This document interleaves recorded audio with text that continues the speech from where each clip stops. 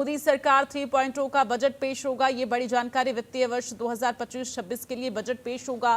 वित्त मंत्री निर्मला सीतारमण बजट पेश करेंगी, ये बड़ी जानकारी है। तो आज उम्मीदों वाला दिन है। तीसरे कार्यकाल का पहला बजट है। वित्त मंत्री निर्मला सीतारमण बजट पेश करेंगी और ऐसे में तमाम सेक्टर को लेकर उम्मीदें जताई जा रही हैं कि काफी कुछ खास इस बार के बजट में हो सकता है। 11 बजे वित्त मंत्री निर्मला सीतारमण के द्वारा बजट पेश किया जाएगा। तो मोदी सरकार के तीसरे कार्यकाल का पहला बजट आज पेश होने जा रहा है। वित्त मंत्री निर्मला सीतारमण बजट पेश करेंगे और बजट को लेकर पहले से ही तमाम कयास लगाए जा रहे हैं। आम आदमी को इस बजट से काफी कुछ उम्मीदें हैं। ये बजट 2047 तक भारत को विकसित राष्ट्र बनाने का रोड मैप होगा। इसके साथ ही जो भारत को $5 ट्रिलियन की अर्थव्यवस्था बनाने का खाका भी तैयार करेगा। आज का बजट विकसित भविष्य की नींव रखने वाला हो सकता है। इसका संकेत कल राष्ट्रपति के अभिभाषण से भी मिला था। दरअसल राष्ट्रपति द्रौपदी मुर्मू ने अपने भाषण में कहा था कि बजट सरकार की दूरगामी नीति और भविष्य के विजन का प्रभावी दस्तावेज होगा, जिससे ये कयास लगाए जा रहे हैं कि इस बजट में काफी कुछ खास होगा, जिसको लेकर लोगों की उम्मीदें बरकरार है। अब देखना यह होगा जब निर्मला सीतारमण का टैब वाला पिटारा खुलेगा बजट का, तो क्या कुछ खास होता है। जनता की जो उम्मीदें हैं क्या वो सही तरीके से पूरी होती हुई नजर आएंगी। और ज्यादा जानकारी के लिए सीधे रुख करेंगे। इस वक्त संवाददाता रवि हमारे साथ लखनऊ से लाइव जुड़ गए हैं।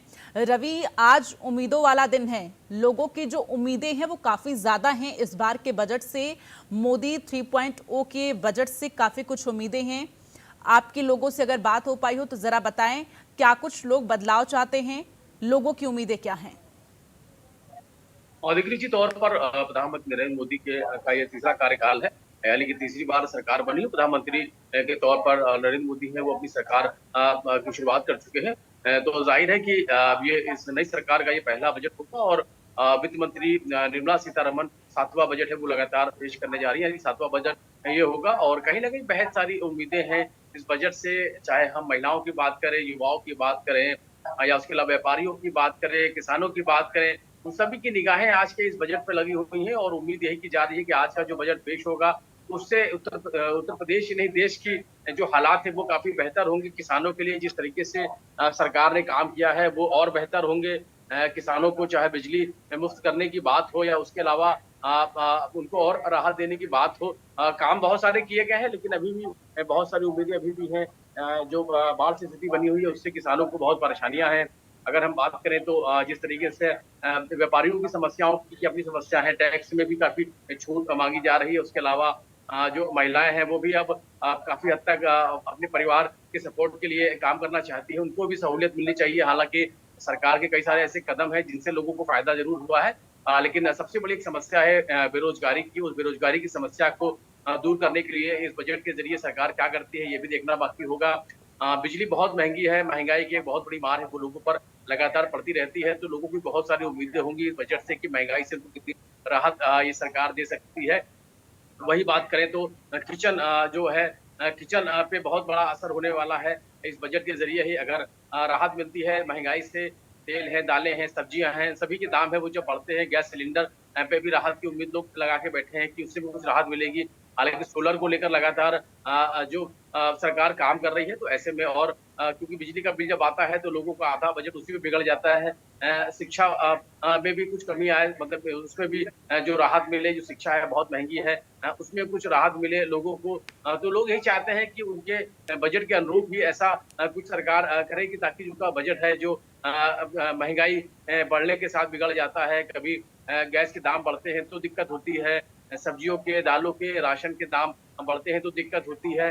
तो ऐसे तमाम सारे विषय हैं जिनको लोगों की निगाहें लगी हुई हैं, तो लोगों की बहुत सारी उम्मीदें हैं। इस किराए में भी लोगों को राहत चाहिए, जो चाहे रेल किराया हो उसमें भी कुछ राहत मिल जाए। और बहुत सारी जो लोगों की सोच है कि इसमें सरकार अगर इस पे ध्यान दे तो लोगों को बहुत बड़ी राहत है, वो इसके ज़रिए मिल सकती है। लेकिन देखना होगा कि और उम्मीद यही की जा रही है कि इस बार का जो बजट होगा वो लोगों को की जो उम्मीदें हैं उन उम्मीदों को ध्यान में रखते हुए ये होगा। और उससे चाहे व्यापारी वर्ग हो, चाहे युवा हो, चाहे महिला हो, किसान हो, उन सभी को ध्यान में रखते हुए इस बजट में बहुत सारी चीज़ें हो सकती हैं। स्वास्थ्य को लेकर सरकार ने बहुत सारे काम किए हैं। दवाओं पे भी राहत मिलने की जो माँग लगातार होती रही है कि दवाएँ हैं सस्ती होनी चाहिए, क्योंकि इलाज हालांकि आयुष्मान कार्ड है या उसके अलावा बहुत सारी योजनाएं सरकार की तरफ से चलाई जा रही है, लेकिन उसके बावजूद भी बहुत से लोग ऐसे हैं जो वहां तक उनकी पहुंच नहीं होती है। तो जाहिर है कि उम्मीदें बहुत सारी हैं। अब यही देखना होगा कि आज का जो बजट आता है, उस बजट के आने के बाद लोगों की क्या कोई प्रतिक्रिया रहती है। लोगों को जितने उम्मीदें लगा रखी है इस बजट से, उस उम्मीदों को इस बजट के जरिए सरकार कितना पूरा करती है। जी। बिल्कुल, चूंकि इस बार का बजट इस लिहाज से भी खास हो सकता है, 2047 को लेकर विजन जो है वो स्पष्ट नजर आ रहा है। लेकिन इन सब के बीच रवि, जरा ये जानकारी दीजिए, किसानों को लेकर जो बात निकलकर सामने आ रही है, पीएम किसान निधि योजना जो उन्हें दी जा रही है, उसमें कुछ इस बार बदलाव हो सकता है? क्या फायदे हो सकते हैं? किसानों से क्या बातचीत आपकी हो पा रही है? उनका क्या कहना है? वो किस तरह का बदलाव चाहते हैं? देखिए, प्रधानमंत्री किसान निधि के जरिए जो लोगों को एक राहत देने का काम है, वो प्रधानमंत्री नरेंद्र मोदी जी की सरकार है वो कर रही है। तो इस बार भी उस निधि को लेकर किसानों की यही उम्मीदें हैं कि अगर उस निधि में कुछ बढ़ोतरी होती है, उससे बड़ी राहत हो सकती है। हालांकि सिंचाई मुक्त करने का काम है सरकार की तरफ से किया गया है, उसके अलावा भी बहुत सारी राहत है वो दी जा रही है। किसानों की बहुत सारी उम्मीदें हैं। अभी इस वक्त बाढ़ का खतरा बना हुआ है, तो ऐसे में तमाम सारे ऐसे किसान हैं जिनकी फसलें हैं वो इस वक्त बर्बाद हो चुकी है, उनके साथ बहुत बड़ी दिक्कतें पेश आ रही हैं। बहुत से ऐसे युवा हैं जिनको रोजगार के लिए वो लगातार उम्मीद करते रहते हैं।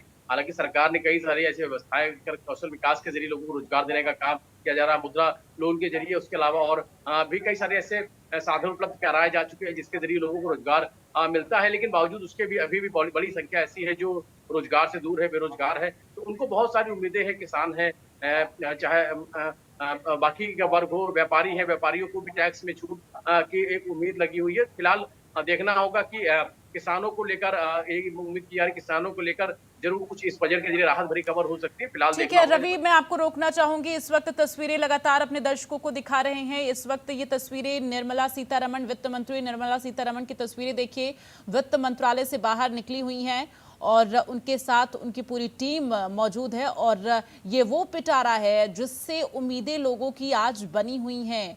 ये पिटारा ठीक 11 बजे जो है संसद में खुलेगा, जिसके बाद बजट पेश किया जाएगा वित्त मंत्री निर्मला सीतारमण के द्वारा। दिल्ली से ये सीधे लाइव तस्वीरें आपको वित्त मंत्रालय की दिखा रहे हैं। वित्त मंत्रालय के बाहर मौजूदगी है निर्मला सीतारमण की, और मोदी सरकार के तीसरे कार्यकाल का पहला बजट आज पेश होगा, जिसकी झलक आप देख रहे हैं। और ये पिटारा 11 बजे के बाद खुलेगा, जिसमें ये स्पष्ट हो जाएगा लोगों की जो उम्मीदें हैं वो कितनी पूरी हो पा रही हैं। और ये वित्त मंत्री निर्मला सीतारमण रवाना हो रही हैं राष्ट्रपति भवन के लिए। ये तस्वीरें आप देखिए, वित्त मंत्री निर्मला सीतारमण की तस्वीरें हैं वित्त मंत्रालय के ठीक बाहर से। और अब वो रवाना हो चुकी हैं राष्ट्रपति भवन के लिए। वहां से फिर ठीक वो संसद के लिए रवाना होंगी, जहां पर ये पिटारा खुलेगा।